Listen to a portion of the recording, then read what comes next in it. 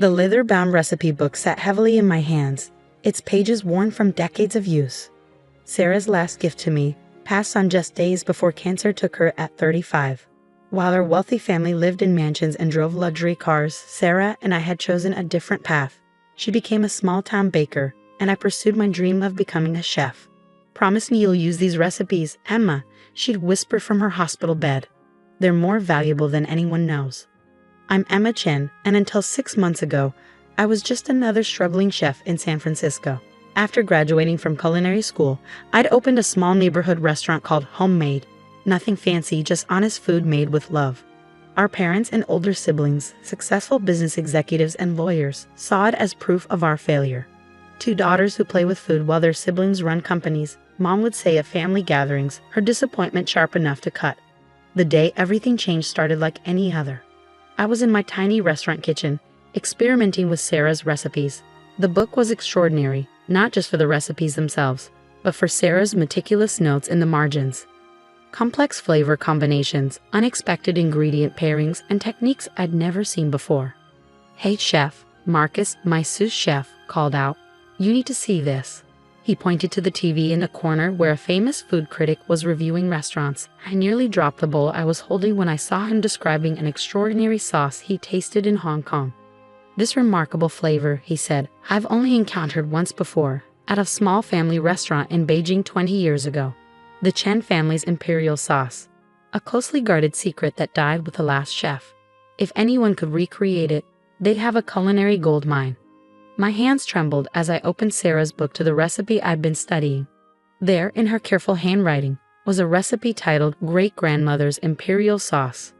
Below it, Sarah had written, "Found in great-grandmother's trunk.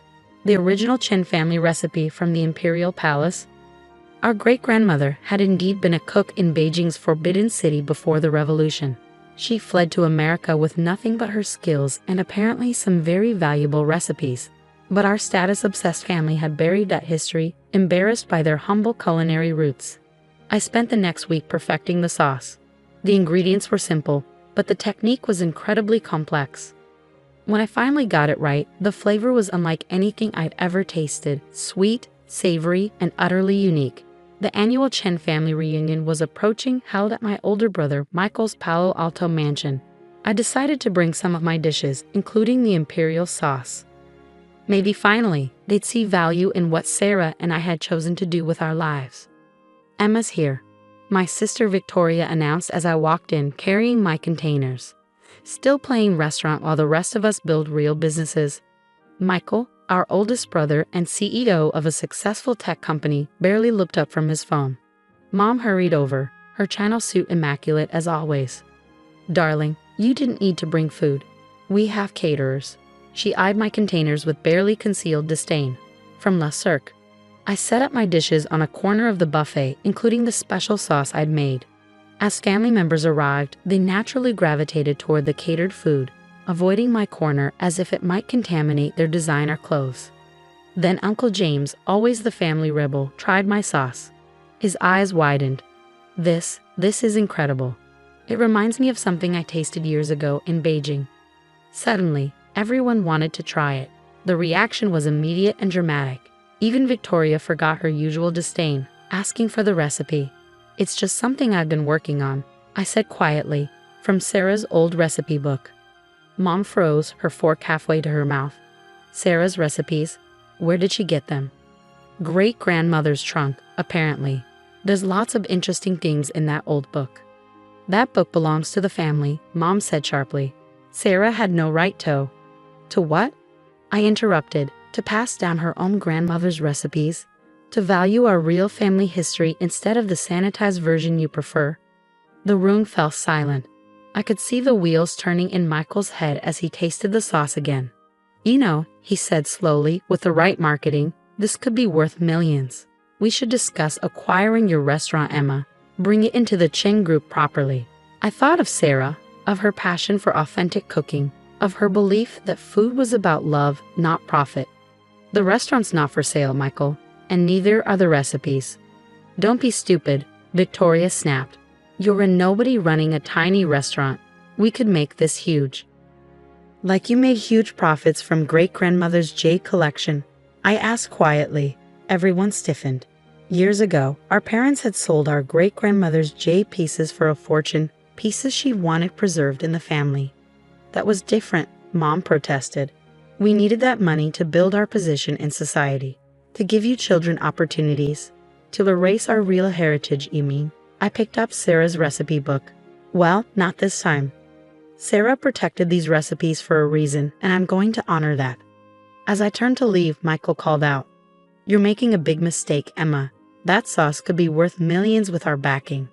I paused at the door. It already is worth millions, Michael. You just don't know it yet. What I didn't tell them was that earlier that week, I'd received an interesting visitor at my restaurant. Someone who recognized the imperial sauce immediately. Someone whose offer would change everything. But I had no idea that my family was already plotting to take what they saw as rightfully theirs, or that Sarah had left me more than just recipes in that old book. The war for our great-grandmother's legacy was about to begin. The storm hit the next morning. I arrived at Homemade to find a crowd outside. Customers, food bloggers, and several TV crews. Overnight, a viral video of the famous food critic discovering my imperial sauce had exploded online. Chef Chen. A reporter thrust a microphone toward me.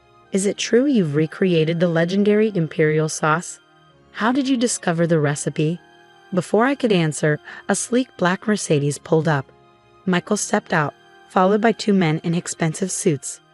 Ladies and gentlemen, he announced smoothly, I'm Michael Chen, CEO of Chen Group International and Emma's older brother. We're excited to announce that the imperial sauce and all Chen family recipes will soon be launched under a corporate umbrella. My blood ran cold. What are you talking about? He gripped my arm, smile never wavering. Let's discuss this inside, sister dear. In my office, Michael's true colors emerged. The men with him were corporate lawyers, armed with intimidating stacks of documents. These recipes are Chen family intellectual property, Michael stated flatly. Mom and Dad have signed affidavits confirming they never gave Sarah permission to take great-grandmother's recipe book. As family head, I'm demanding its immediate return. Sarah found that book in great-grandmother's trunk, which was left to her specifically. A trunk of old clothes, Michael scoffed. Any valuable contents clearly weren't meant to be included. Besides, his smile turned predatory. How do you think health inspectors will react when they start receiving anonymous complaints about your kitchen? How long can a small restaurant survive repeated investigations? You're threatening me. I'm protecting our family legacy. You have until tomorrow to sign these papers transferring all rights to Chen Group. Don't make this difficult, Emma. After they left, I sank into my chair, Sarah's recipe book clutched to my chest. That's when I noticed something odd, a slight bulge in the book's leather backing. Carefully examining it under light, I found a hidden pocket. Inside was an old letter, written in our great-grandmother's elegant hand. My dearest granddaughter Sarah, I see in you what I see in few others, true love for our family's art. Not the money it brings, but the joy it creates. You remind me of my days in the imperial kitchen, before revolution and greed destroy everything. The recipes in this book are more than family secrets. They are our true legacy. The imperial sauce alone saved our family twice, once in Beijing when it bought our escape to America, and again in 1965, when its secret formula secured our future here. But there are those who would use these recipes for profit alone. That is why I entrust them to you, my quiet one who understands their real value. In the garden of our old home in Beijing lies proof of our history, documents that establish our original ownership of these recipes. I have arranged for copies to be kept safe with old friends. Protect our legacy, dear one. Money comes and goes, but true wealth lies in what we create with love. Your loving grandmother, Lin Chen. My hands trembled as I reread the letter. Sarah must have discovered this shortly before her illness. This wasn't just about recipes anymore. It was about our family's true history. A soft knock interrupted my thoughts. Mr. Wang, my elderly fish supplier, stood in the doorway. I saw the news, he said quietly, and I recognized that sauce. My grandfather was Imperial kitchen staff too. My heart skipped. Mr. Wang, did your grandfather ever mention the Chen family? He smiled mysteriously. Come with me. There's something you should see. His tiny shop in Chinatown concealed a surprise. a hidden room filled with historical documents and photographs. And there, in a faded photograph from 1940, stood my great-grandmother in the imperial kitchen, proudly holding a sauce bowl. Your great-grandmother wasn't just any cook, Mr. Wang explained. She was the last official keeper of the imperial recipes. When she fled, she took them legally. They were her responsibility to protect. He handed me a stack of weathered documents. My grandfather kept copies of everything. The recipe ownership certificates, the official authorization, all proving your family's rightful claim. I was speechless. These documents weren't just history. They were ammunition. But while I was discovering our true legacy, my family was making their next move. Victoria had convinced our cousin David, a popular food blogger, to write a scathing review of Homemade, questioning the authenticity of our recipes. The war was escalating, and I needed help. That's when I remembered another note in Sarah's recipe book, mentioning someone named Master Chen in Hong Kong. No relation, but perhaps an ally. I had no idea that my search for help would uncover an even bigger secret, one that would shake our family to its core. I'd arrived in Hong Kong as the city was waking up, the morning air thick with humidity and possibility. Master Chen's restaurant was tucked away in an ancient building in Kowloon, its faded sign barely visible among the neon lights. Inside, an elderly man was teaching a young apprentice the precise way to fold dumplings. Without looking up, he said in perfect English, "I've been expecting you, Emma Chen. Sarah told you about me." He smiled, his eyes crinkling. Sarah told me many things, including what might happen after she was gone. He gestured to a private room. "Come, your family story is longer than you know." Over tea served in delicate imperial porcelain, Master Chen revealed the truth. He wasn't just any chef. He was the grandson of the imperial kitchen's headmaster, and he'd been waiting decades for this moment. "Your great-grandmother and my grandfather made a pact," he explained, unlocking an ornate wooden chest. They knew the revolution would destroy centuries of culinary heritage, so they divided and protected the most precious recipes. He spread out ancient scrolls and photographs. "The imperial sauce you recreated. It's only the beginning. These recipes aren't just about food, they're about power. In the old days, these dishes were served only to emperors. They contain combinations of ingredients that affect mood, energy, even longevity. That's why Michael wants them so badly," I realized. "The commercial potential is worth billions," Master Chen nodded. "But there's something else you need to see." He played a video on his phone. Sarah's face filled the screen, recorded months before her death. "Emma, if you're watching this, you found Master Chen." Her familiar smile, though tired, warmed my heart. "There's something you need to know about our family." The truth hit like a thunderbolt. Our great-grandmother hadn't just been a cook. She'd been the illegitimate daughter of a royal concubine, raised in the imperial kitchen to protect her. The recipes were her birthright, passed down through generations of female chefs. "That's why I left you the book," Sarah continued. "In our family's history, it's always been the women who understood food's true power. Not as a commodity, but as a way to heal, to connect, to love." Master Chen handed me a USB drive. "This contains everything: historical proof of your lineage, documentation of the recipe's origins, and evidence of their scientific properties." Sarah prepared it all before she died. Back in San Francisco, I found my restaurant surrounded by protesters. Michael had hired them to carry signs questioning our food's authenticity. Victoria was giving interviews about family recipes stolen by an ungrateful sister. But I wasn't worried. I'd learned more than just history in Hong Kong. The next morning, at the emergency board meeting Michael had called for Chen Group's new, authentic imperial cuisine line, I arrived early. The boardroom was packed with executives, lawyers, and one special guest. The Chinese cultural minister himself, invited by Michael to legitimize their claim to the recipes. Michael smiled triumphantly. "Emma, so nice of you to join us. We were just discussing the launch of our new product line." "Interesting," I replied calmly.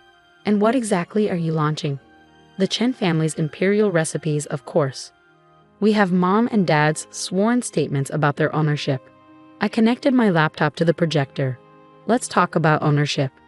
For the next hour, I presented the truth. Documents, photographs, scientific analysis of the recipe's unique properties, and finally Sarah's video testimony. The cultural minister leaned forward, increasingly agitated. These recipes, he announced, are protected Chinese cultural heritage. Any attempt to commercialize them without proper authority would be problematic. Michael's face turned ash white. But our patents are invalid, I interrupted, because Sarah and I filed the proper cultural heritage protection documents years ago. These recipes can't be mass-produced or commercialized. They can only be passed down through certified training, exactly as they have been for centuries. Victoria jumped up. You planned this all along. You and Sarah protected our true legacy, I finished. And now I'm offering you all a choice. I laid out my proposal. Homemade would become a culinary training center, preserving traditional techniques and recipes. Any family member willing to learn properly to honor the traditions and history would be welcome. But, I added, no shortcuts, no mass production, no selling out our heritage for quick profits. The cultural minister nodded approvingly. The Chinese government would be very interested in supporting such a venture. As a cultural exchange program, perhaps.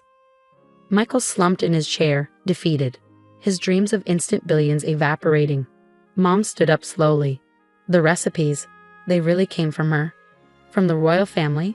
I handed her great-grandmother's photograph. From a woman who valued tradition over status, who believed food should bring people together, not drive them apart. Tears filled her eyes. I never knew, we never let her tell us. 1 year later, Homemade has transformed. We still serve traditional dishes, but we also train new chefs in the ancient techniques. Victoria, surprisingly, was the first to enroll in our program. Turns out she has a natural talent for dim sum. Michael focuses on the business side, but differently now, promoting cultural preservation rather than exploitation. Mom spends hours in the kitchen, finally learning the family stories she once dismissed. Yesterday, a young girl watched me teach the imperial sauce technique, just as great-grandmother once taught it in the palace kitchens. Does everyone get to learn the secret recipes? She asked. I smiled, remembering Sarah's words. The real secret isn't in the recipes. It's an understanding that the most precious things can't be bought or sold. They can only be passed down with love. Master Chen visits often, helping us maintain the old traditions while creating new ones. The cultural minister's endorsement has made us a bridge between culinary worlds.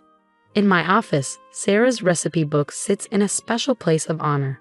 But it's no longer just a book of recipes. It's a reminder that our true inheritance isn't measured in money or status, but in the wisdom, love, and traditions we choose to preserve and share. Sometimes the greatest wealth isn't what we gain, but what we protect. And sometimes the most powerful recipes aren't for food at all. They're for healing the bonds that break when we forget who we really are.